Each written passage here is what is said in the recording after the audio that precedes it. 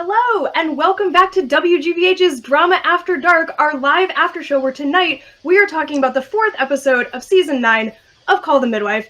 I am your co-host, Jackie Bruley, joined as always by the lovely, the talented Andrea Willannon. I thought you just winked, Andrea, which would have been great. And of course, tonight we have an extra special, wonderful guest, Jen Deaderick. Hey, Jen! Hi, it's me! Hi. Oh, I actually get my hair out of my eyes. Okay. I'm wearing my headset, as you know. I love it. I'm glad you're prepared for this this new digital world that we find ourselves in here. Our new reality, where my apartment is now a TV studio. You know, at least we all know how to do this now, so that's kind of fun. Yeah, that's right. Silver lining of a pandemic, I guess. So we're delighted to have you back on the show today, Jen. But I want to take a minute before we hop into talking with you a little more to just start out by kicking off Jackie's speed recap this week. Now, Jackie, as we know, last week I totally failed, and it was because I got too cocky. Do you think that you've kept your hubris under control? As much as I, as a person full of hubris, am capable of keeping that hubris under control, I have tried to control it. I was concerned. You were pretty much the reason the Greek gods invented hubris, so yeah. If I could fashion wings out of wax, I would indeed attempt to do that. So and fly too close to the sun. Yeah. So let's pop that timer up and get going. Alrighty. Everybody ready other than me as well? Oh, I'm ready. I'm ready. Oh, yeah, there you go. Here we go. And go. Get excited! There's new blood in Poplar in the form of 4 trainee doctors who will train under and live with Team Nadas. They're fine. Only 2 talk. 1, the legacy Admit, whose dad wrote the book on OB-GYN, and 1 who works hard and is likable. The team also deals with 2 cases, a man who's gotten lung disease from his pet pigeons, and a lady whose husband sells stolen goods and has a challenging but ultimately successful labor under the watchful eye of Val and the nice doctor. I think that's it. Oh my god! You did it! You did it! We're all so happy! That's so good! There's a first time for everything, I guess. Oh, wow. Wow. Shade starts early on tonight's Drama After Dark. Jeez. Thanks, Andrea. You're so welcome. So you mentioned a lot going on in this episode, as we know there all was, but let's hop to Jen now, as I promised. And did you have any favorite moments from today's episode, Jen? Well, I loved the woman, the pregnant woman who lives in the top apartment, and she's got the husband who's doing some kind of deal with a crooked docker guy. So I like that. I love their whole relationship. I love when she I love when he says, well, I won't get nicked or whatever, or no, I have to go. Oh no, it's when he has to leave because he's like, I can't stay for dinner, and he takes his food, and she gives the baby a look like, you're bad. And that was like my favorite. It was that moment, and when Fred, when Fred winks at the kid about, like he's like taking the 2 lemon bars or whatever, and he's like, just between us, we're just bad boys. So those are like my favorite little tiny moments. So hold on, my hair's all falling in my eyes, and because of this headset. But so those are my 2 tiny favorite moments. I think. But overall, yeah, it was fun. But it's like really good. There's ton packed for all that your speed read made it sound really bad. Like there was a ton in this episode. It was a big episode. I think the introduction of 4-ish new characters is a lot, in addition to the, the normal, like 1 or 2 people that we sort of meet throughout the week. Right. And speaking of the introduction of those 4 doctors, I just have to say, I was a big fan of getting, sweetie baby doctor, like sexy doctor, and then 2, right now doctors, I guess, on the editing room floor doctors. Like they never get back. That's right. I know. But I have to say, one of my favorite moments is them being absolute tools, drinking out of the Erlenmeyer flasks in the prep room, and Sister Julian being like, oh no, not in my house, not today. I can't wait. She's telling them off in front of the house, too. So in front of the house, in front of everybody. Oh, The entire neighborhood can see. It's a wreck, and it's wonderful. Can we also shout out the fact that Phyllis, everyone thinks that someone's breaking into the house. Right. The nuns all come out of their beds, and Phyllis comes out of her bed because she doesn't go to Keep Fit because she's already keeping fit. Yeah. And she's like, I'm not worried. I'm going to go beat up this attacker. Oh, she's ready to go. Yeah. But wait, I have a question, though, because so the nuns are wearing their full habits when they come out of their rooms, but do they sleep? They don't sleep in their full habits. They don't. I think they were still... Did they quickly put them on, and then, because also... I mean, they all are suddenly dressed and ready. Yeah. They've just been asleep. So I was like, what? How are they getting dressed? That's a So good the question. nuns have thrown on their habits, and then she's got she's ready to go down and fight, and she's got pants on already at that point, and so I'm like, wow, how? It's like they were firefighters. I think they're all secret, night owls is what it is. They're all like, oh yes, I go to bed at 10 p.m. and then they stay up all night, reading lascivious paperbacks by candlelight. I buy it. I completely buy that be. from Yeah, Monica that could Jones. be. That seems Right. accurate. Right? That makes sense. But turning to another storyline this week, the bird guy that we had here, our pigeon racer, and his absolutely adorable relationship with Reggie, which anybody who likes Reggie is a friend of mine. Yes. I just adored all the stuff there and how good he was with teaching Reggie how to handle the pigeons and this is what you do, and just being so patient with him. And it culminated in him giving Reggie his favorite pigeon, Dot, which broke my heart completely. So adorable. And Reggie was so happy. So I'm hoping we'll, see the further adventures of Dot and Reggie in coming episodes. Definitely. And Fred cleared it with the powers that be back at home. Yeah, you don't want to mess with Violet.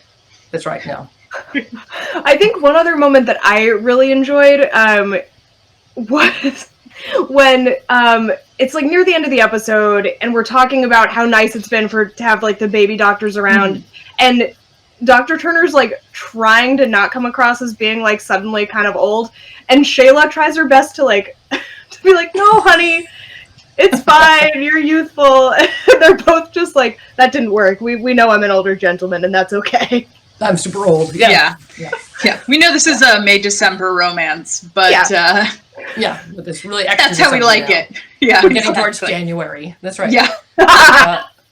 But I like that also. I liked the when the younger doctor doesn't want to tell him the thing, and then Val's like, oh no, tell him, and then he does, and Dr. Turner's so great. He's just oh, that was so good that you told me. And exactly. the whole episode's theme was all about everyone shares with everybody, and knowledge and medicine is all about sharing knowledge. Yeah, and I thought one of the things that I thought was I was thinking about when I saw that was I go to a teaching hospital for all my medical care, and would that every doctor at that teaching hospital was as good as Dr. Turner? I'm just gonna put that out there. Seriously. Well, I mean, yeah, it's a lot to ask. It helps that he has, TV superpowers, but that guy is so thoughtful, so willing to accept help from other people, including older nuns, which not to stereotype, but doctors aren't unusual. always considered to be as willing to take constructive criticism, and he's all about it. He's there. He's consulting with her, and this is exactly. Julianne. Yeah. So I know we could go on all day about the favorite moments here, but I want to, before we go too crazy and get wrapped up in it, I want to, remind folks a little bit about who Jen is. So Jackie, I know you have a few questions to start. Indeed, I could use the reminder of who you are. Yeah. For a month now. Who am I? Tell me more. What do I do? I'll use the reminder of who we are, right? Yeah. What do I do when I leave the house? Tell me all about it. So Jen, folks who have seen the show before, who watched back in our Poldark season, may remember you as an author of a wonderful book called She the People. But for those who don't watch Poldark or didn't watch that season, can you give everybody a little refresher about your book and what it's about and all that good stuff? Sure. So my book, She the People. Oh, I should have had. Wait, I should have had a copy with me. Wait, you have it. Oh, look at you. I'm so prepared. Oh wait, there's a timing card on the front of it from our. Is that the one I signed for you guys? It is indeed. It is. My bookcase is further away, so alas.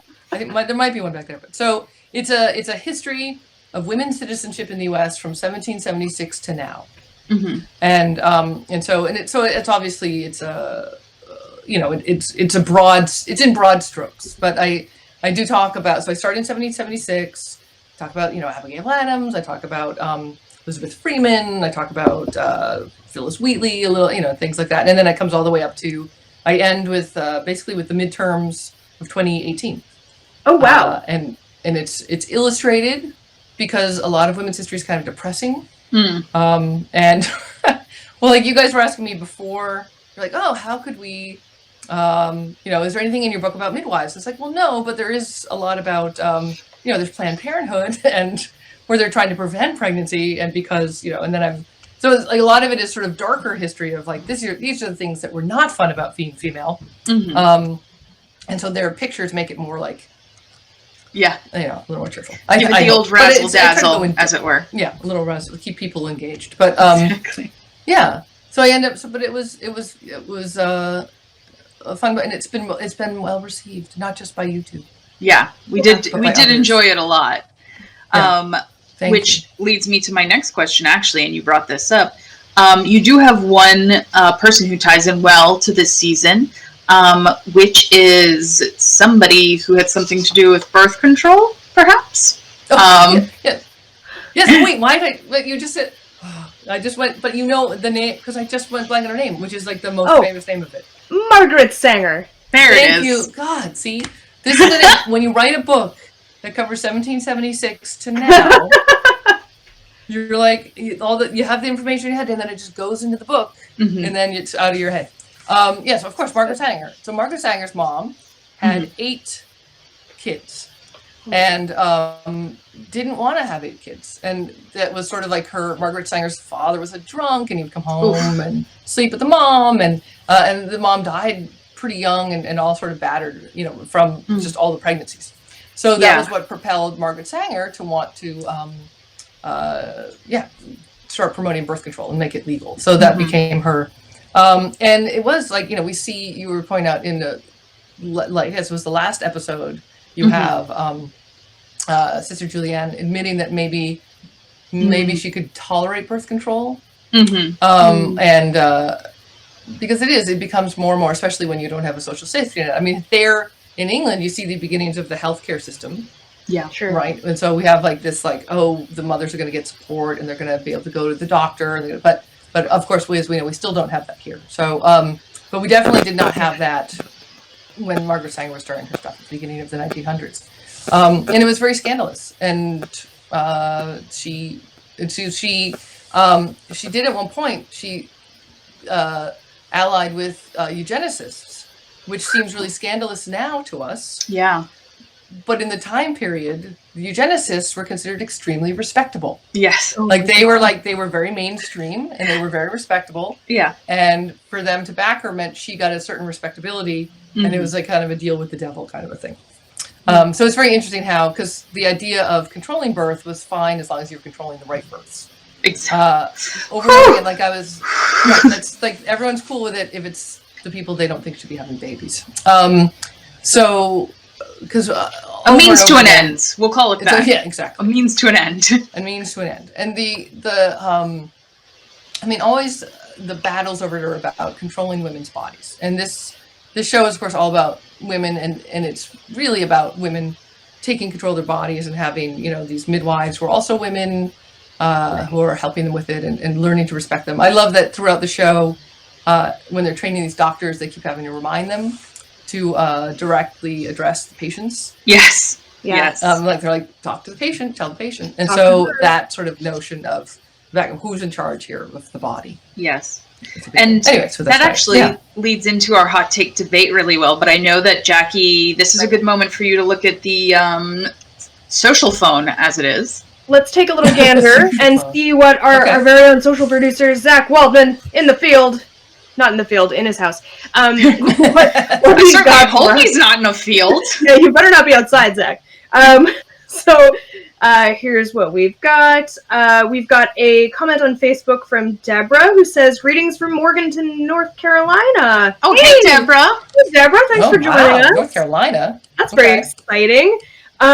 We got some spicy comments over on Twitter. At Heath45 says, that's why the show is called Call the Midwife, not Call the Doctor. Hey!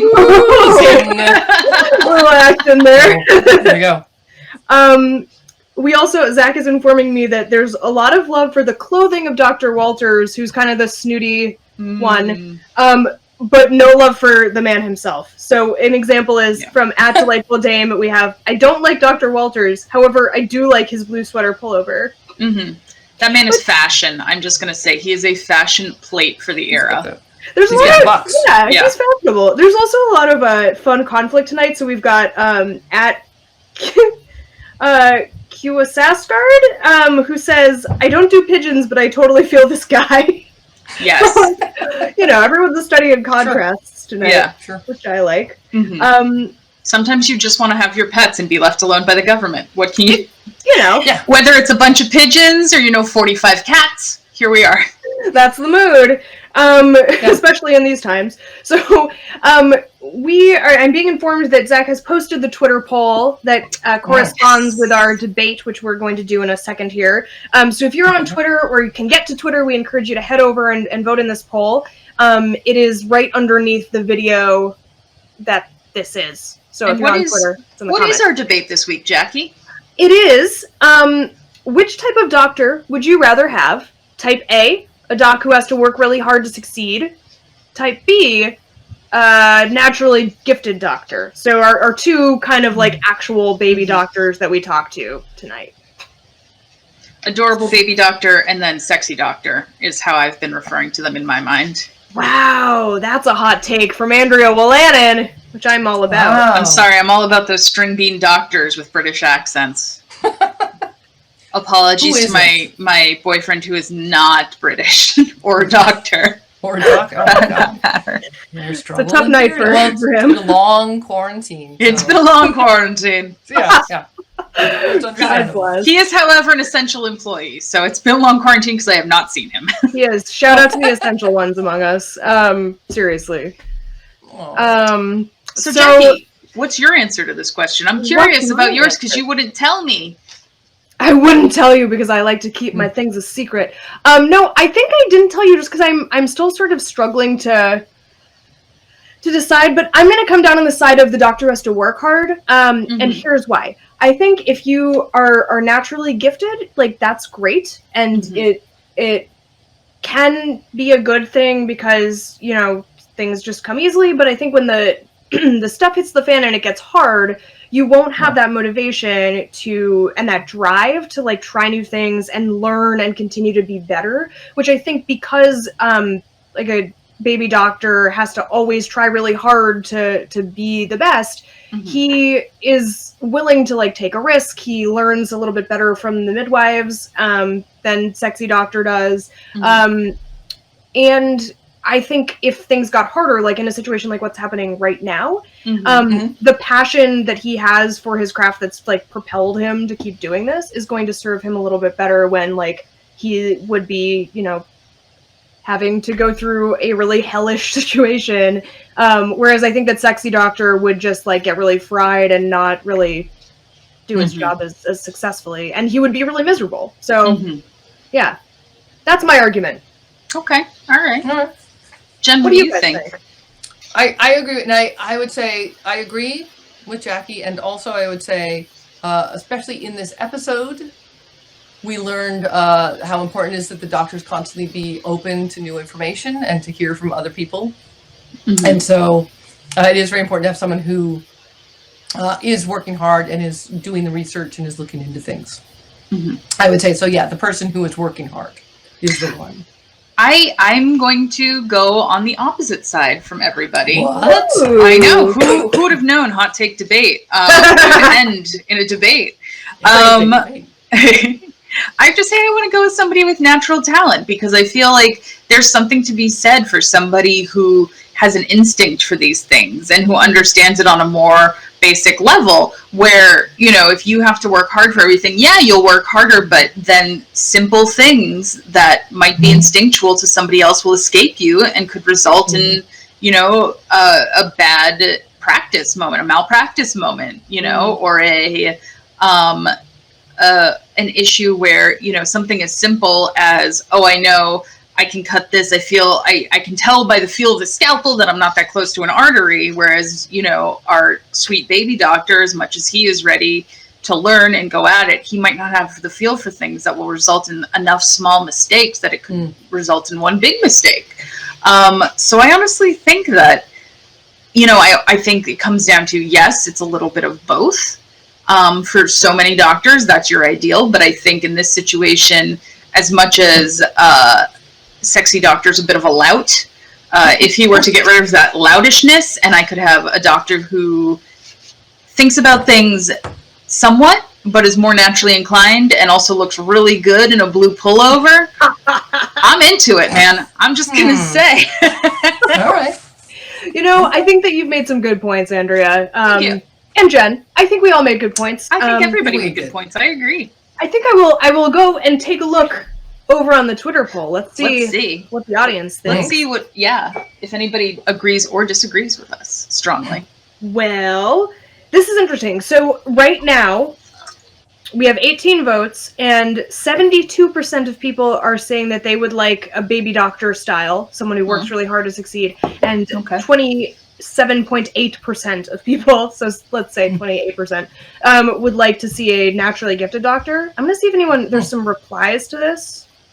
I'm not going to lie, all that 28% was me voting every single time that the camera cuts away. Just vote again. You know, you got to do that. It's there's fine. There's only one way for me to win hot take debate every week, Jackie. This is the dark underbelly of working from home. Of the drama after dark secret. Andrea's just like hardcore voter suppressing the hot take today. Oh yeah.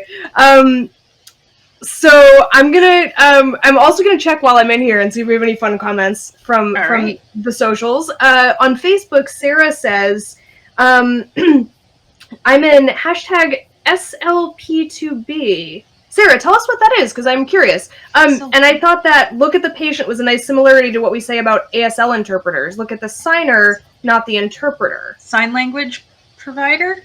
Sign language.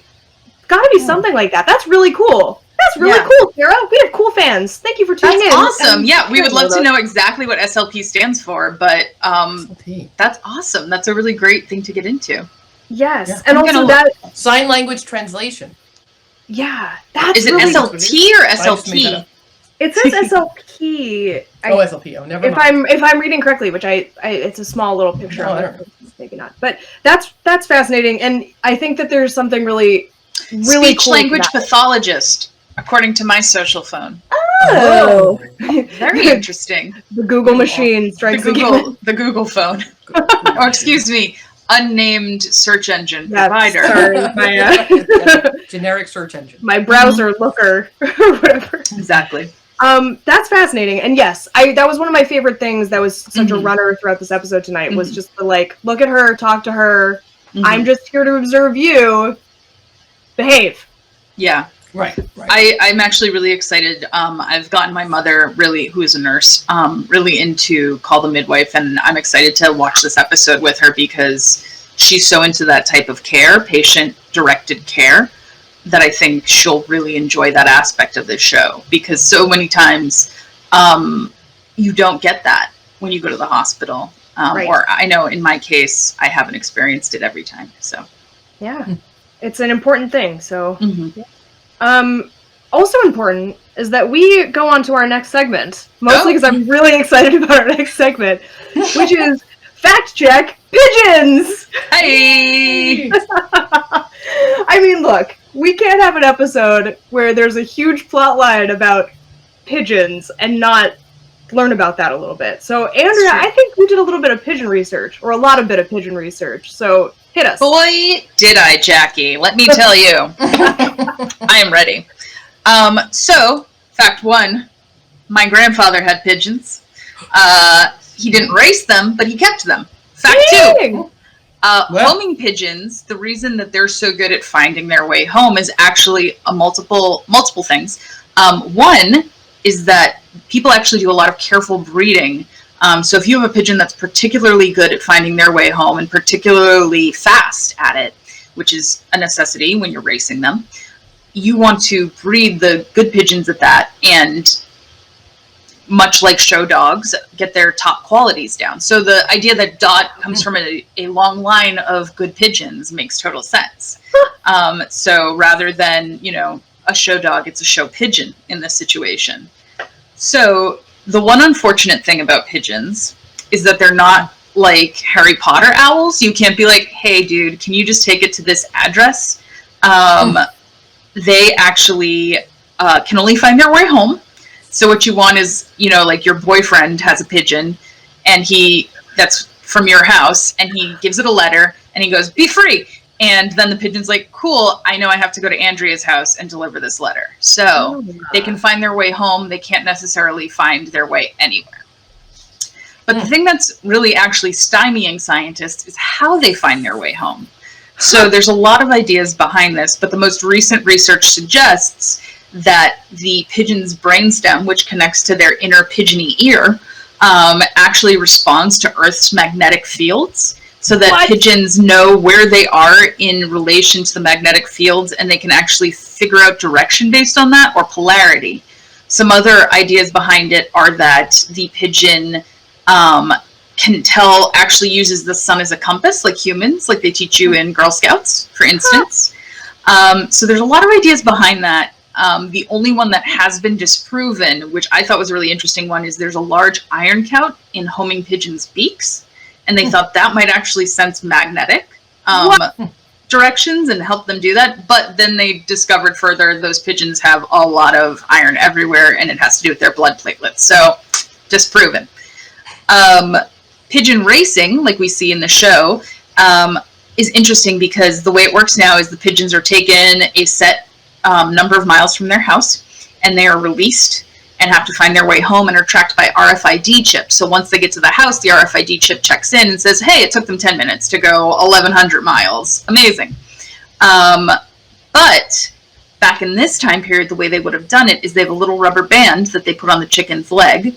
And when they take the rubber band and attach it, then they start the clock, seal the clock, and then they go to the pigeon's house real fast. That's them going really fast, by the way.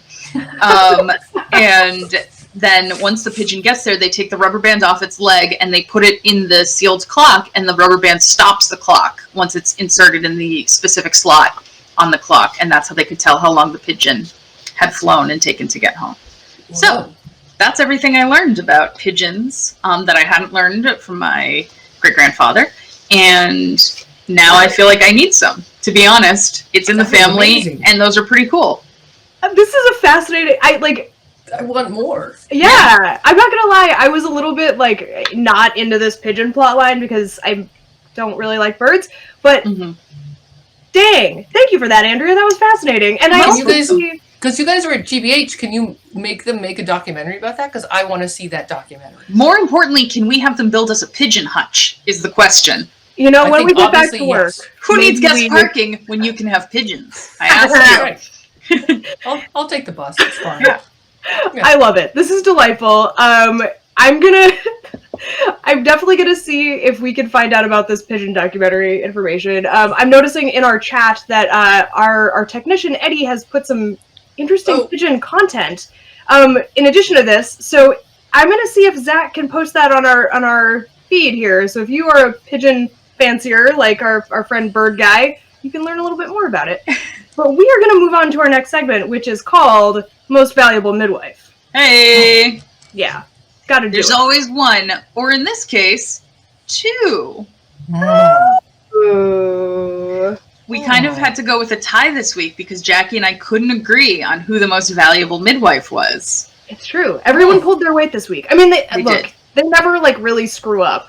There's maybe once a season that someone makes an but yeah, this was a tough episode. It was. Jackie, do you want to reveal our most valuable midwives first, or should we let Jen go? Let's let Jen go. Jen, who is your most valuable midwife this week? Okay, so I'm definitely going to go with Val. Here's why. There are multiple reasons why I'm going with Val. A, she has to go all the way up all those stairs. Yeah. That top floor, right? So she's up at the top floor. So they're A. Okay, so that's just alone. B, there's the having to coach the baby doctor through it, which is hard. Like just very calmly saying, "Oh, you'll actually kill everybody if you snip it now," basically, or like the baby will bleed to death. But being so calm about it was really impressive. Yes. When I gave birth, there's nurses aren't supposed to say, "Doctor, you're screwing up," in front of the patient, right? They have to be very cool about it. Sure. And so they were trying to give me. There was this like new guy who was trying to give me my what's it called, the spinal thing tap, where they put the whatever the hell it was. It wasn't a spinal tap, but it was like that. Yeah, and it goes in your spine. And he put it in wrong, and I started to faint. And the nurse said, "Doctor, I am confused. Is there maybe another?" Like she had to ask it like a question, like, I wonder if that's the right way. It's like, oh my god. You couldn't say like, So, but the final thing is the reaching in and turning the baby around.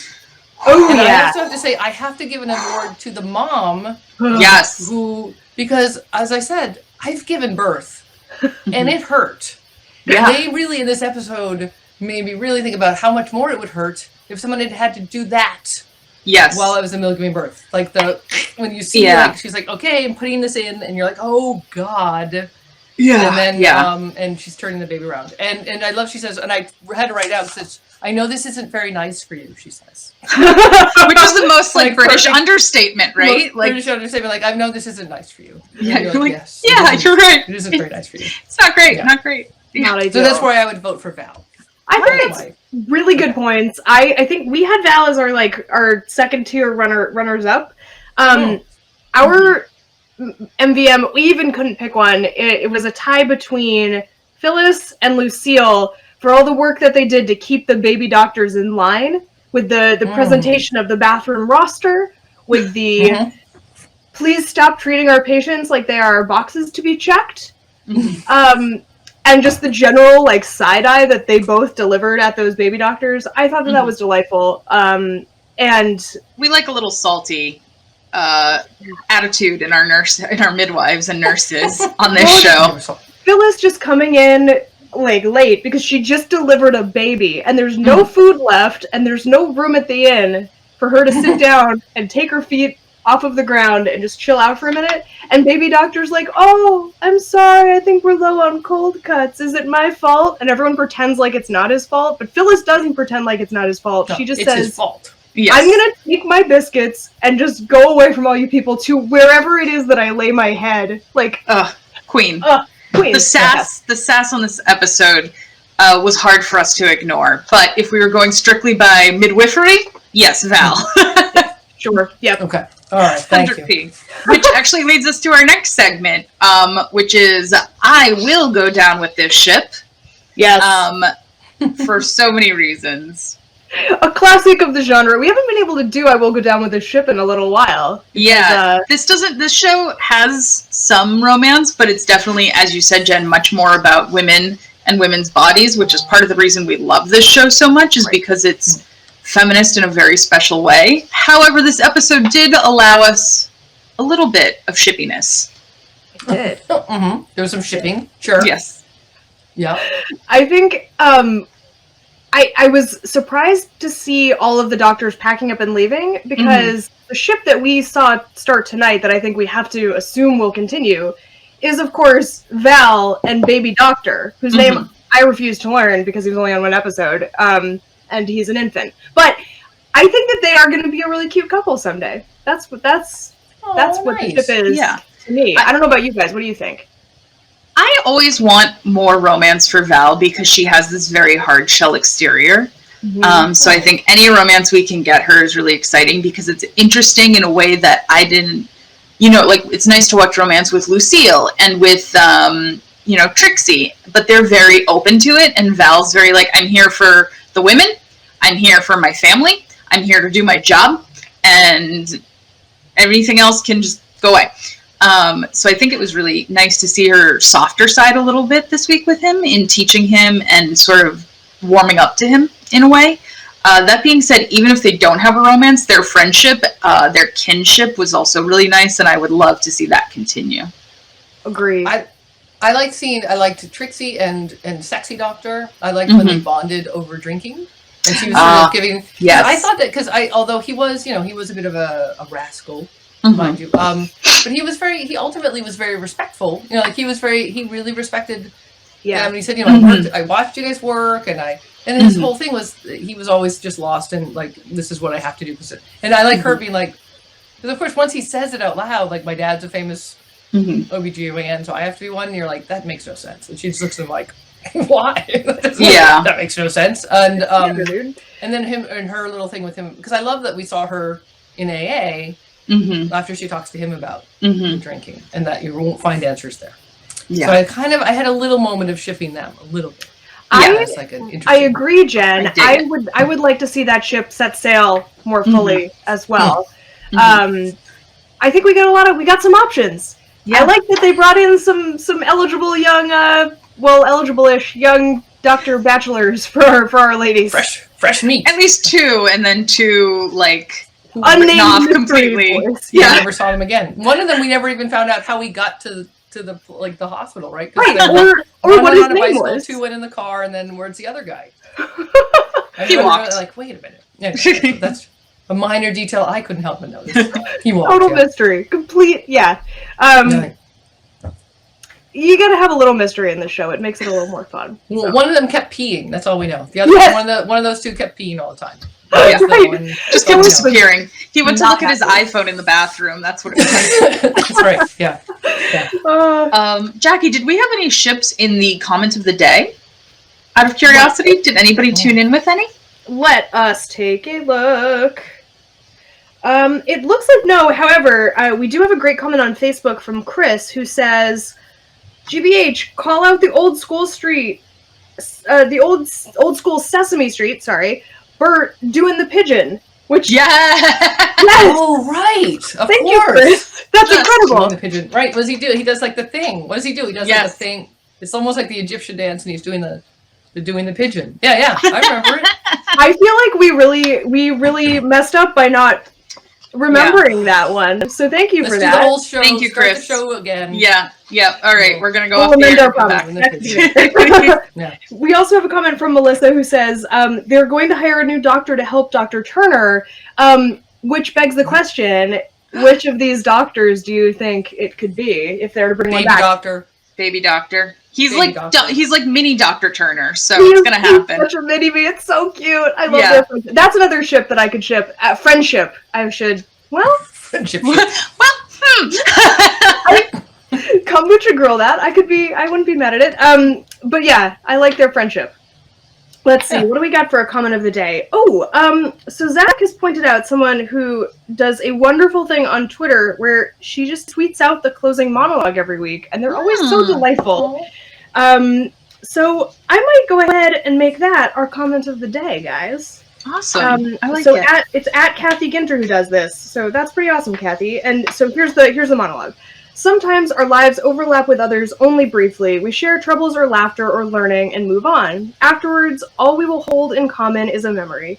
The chapter passes like a storm or sunshine or an ordinary day, but the heavens always send us something new, a chance, a lease of life, a soulmate, or a friend. And the best, like love itself, fly back to us. In us, it makes a home. Delightful. That is delightful. And honestly, I can't think of a better way to end this Drama After Dark episode. On that note, thank you again to Jen Deaderick for joining us once again for a delightful time. Thank you for having me again. Thank you. Yes, and thank you for your awesome book on the history of women. Again, it's called She the People. If you want to get it, we have it. It's in bookstores around town. Once you can get out. It's also is it on Amazon, Jen? It's on Amazon. You can get it delivered from Porter Square Books. You can get it delivered from Brookline Booksmith. All sorts of books, any way places. You need it. This is a great quarantine read. And we will see you next week with another special guest in episode 5. So have a great week, everybody. Stay safe out there. Bye.